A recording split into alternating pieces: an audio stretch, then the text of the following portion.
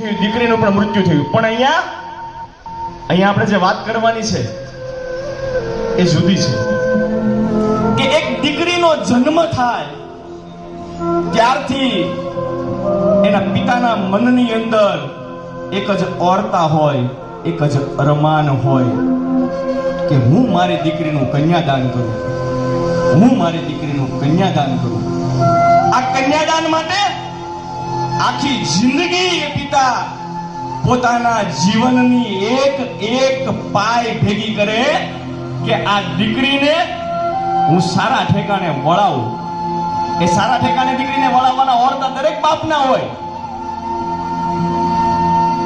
એ દીકરીને બધી ખબર હોય. તમે જોજો કે ગમે એટલો થાકીને બાપ ઘરે આવે અને ઘરે આવી અને એ દીકરી એમ કે બાપુજી પાણી લાવો, તો એ બાપનો બધો થાક ઉતરી જાય.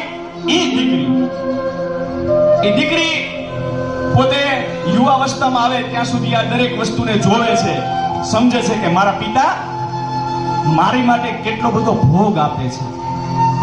અને જ્યારે એ દીકરીના લગ્નની વેળા આવે છે ત્યારે પોતાના આખી જિંદગીની મૂડી, હું મારી દીકરીને આ આપી દઉં, હું મારી દીકરીને ઓલું આપી દઉં, મારું સર્વસ્વ મારી દીકરી ઉપર ન્યોછાવર કરી દઉં, એવા ભાવ સાથે એનું કરિયાવર ભેગું કરે છે.